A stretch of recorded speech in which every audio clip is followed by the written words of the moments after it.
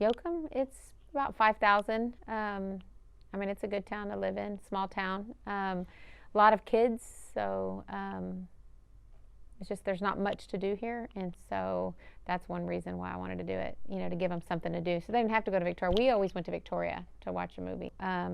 I grew up in Yoakum, and so 20 years ago, the building was always vacant, and so I just said one day I would own it because there's nothing in town to do for the kids, and being an educator, kids, I don't want them to get in trouble, and so I guess it was probably 5 years I tried to buy it. Church owned it, and they didn't want to sell it, and then one day. It was Halloween 2015, and my brother said, "Hey, did you see that the Grand had a for sale sign on it?"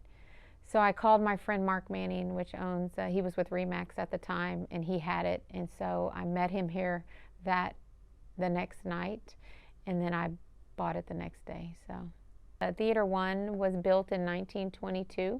I met with a lot of people, and it had the balcony with the restroom upstairs, and so I couldn't figure out why there was a restroom upstairs, and so I had a lot of the older people that used to come here tell me history, and so it was segregated, and so certain people had to sit upstairs and they had to use the restrooms upstairs, and so we kept that part of the history to where that had the door on the side, so we kept the door on the side. I did have a customer come through and wanted to walk through the main lobby and walk into Theater One because when she was little, she never got to do that, and so she actually got to do that, and so it actually brought tears to my eyes because I can't imagine, living like they did back then. Well, after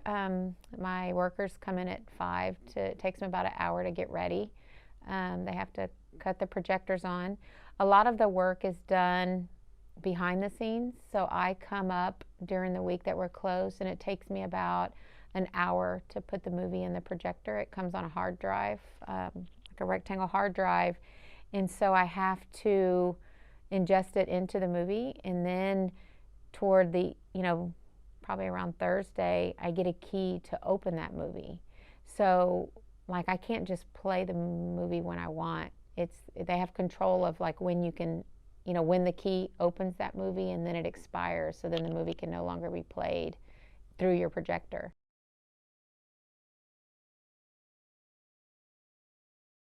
I am really a movie lover. And so that's one of the things that's really bugged me about this pandemic is that was like my church they took away. So it has affected the movie industry. They weren't making movies there for a while. We did shut down. Um, Let me see. We shut down spring break till probably the end of summer, and then we opened back up. I want to say maybe not the end of summer, but July.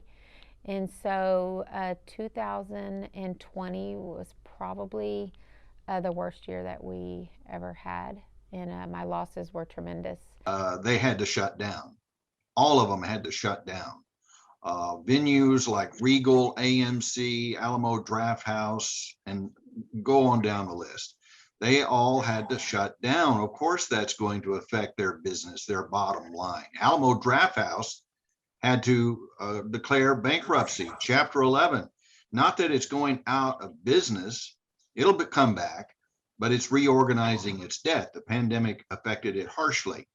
Regal Cinemas shut down, and they have not reopened, to my knowledge, in Austin yet. Now, there might be some places elsewhere in larger cities where Regal and AMC have opened up again, but they're waiting for the herd, the immunizations to kick in, so that the fear of people coming there and having a big breakout, the spread of COVID-19 won't happen. They don't want that to happen. That would be terrible public relations for them to have people getting sick in their premises. So they had to shut down essentially, and only now are they starting to even talk about reopening. I see that my friend owned the Lynn, and so the Lynn is not opened back up. And I know that I have some other friends that own theaters that they haven't opened back up. So I'm pretty blessed that we've opened back up and we've been able to make it. I I just pray about it and just hope that if I open, I felt that if I opened back up, they would come. And so I feel that we've done a really good job here with customer service. It was huge for us. Not every customer is right, but we definitely try to make customers happy, and we, go above and beyond to make them feel welcome here. And I feel like that they come back because of what we are and what we've represented here, and they definitely have. And so we have a lot of people that support us. When they started to close, obviously it was not the right place to be. Public health comes first. But I have been struggling with the idea of when's the right time to go back to them. And now we're fully vaccinated, and the guidance coming out of the CDC is not entirely clear. I wish it would be more explicit about these exact situations. It still talks about not going to large gatherings with mixed crowds of vaccinated and unvaccinated people. But I do know that the theaters, at least here, at least the Alamo, is taking precautions to get people spaced out, to maintain distance, to maintain lower crowds, regardless of whatever the state might permit them to do. They're putting health and safety first. So I'm going to try it for the first time this week. I'm now a week into being fully vaccinated. I have a ticket for a movie tomorrow afternoon. I'm choosing a earlier time, and I can always get up and leave. We clean every night, sanitize. We have always sanitized everything, the doorknobs, the handles. I have a cleaning crew that comes once a week to detail. So, the only thing we did is, we definitely clean the armrest and the handrest more now. Not doing that, we cleaned, but not like every time that there was a show. We definitely cleaned the seats, the handrest more, but everything else we were already doing. It's starting to pick back up. I know people are definitely wanting to get out, even though you can watch some of the films on TV at the same time. It's still, I think, a different experience in the theater, but it's definitely going to change things even now that things are opening back up, because they released to HBO Max at the same time that they released to us. So there's a couple studios that are doing that. So it definitely hurts. It's definitely going to hurt. HBO Max plays the Warner Brothers movies at the same time they're going to the theater. In other words, they're releasing new movies out of Warner Brothers in a theater and on HBO Max. So it gives you an incentive to be on HBO Max, but it really changes the business. The business traditionally has been that you would release to a theater and have maybe a 2 or 3 month run, depending on how successful the show was. And then it would go to streaming channels, or it would go to a premium cable channel like HBO of yesteryear, or Showtime, or whatever. But that window is essentially not there anymore. I mean, boom, put them on both.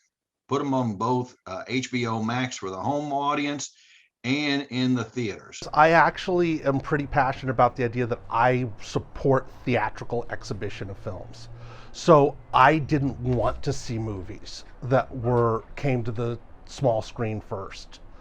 And so when Universal and Warner Brothers both announced policies that they were going to go to streaming, direct to streaming, I felt that was a betrayal of theaters. And so I actually haven't seen any new releases, but that was by choice. So I had some customers that I would ask them when they came to watch Godzilla vs. Kong, and I'm like, oh, who do you think's going to win?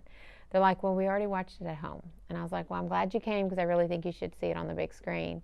So after the movie, they were like, oh my God, you are right. Like, it's so much better on the big screen. So I actually have it set in theater one, probably at my highest volume on a movie that I've played. And when my husband walked in, he was like, "Isn't it loud?" And I was like, "I've been sitting in here the whole time watching." And I was like, "No, it's like," and you can hear the like rattle in your chest I mean, it's really really nice. But I do think I do think you lose a little bit when you watch it at home. You know, I really do. It's not the same. People who experience theaters really just as a place to see the latest, Marvel movie, um, are looking for convenience, and they feel like they can replicate that same experience at home. I don't think they can. It's not that I'm against. Obviously, like I said, I subscribe to a lot of different streaming services. I really enjoy a lot of in-home viewing, but it's not the same thing. I heard it described by someone as, I thought they put it really well. There's the look down experience and the look up experience. And when you're at home, you're looking down. You're looking down on your TV. You're looking down on your phone. You are in control. You stop it, you pause it, you go to the bathroom, you go get a drink. You're not submitting yourself to the director's vision. You're not submitting yourself to the experience.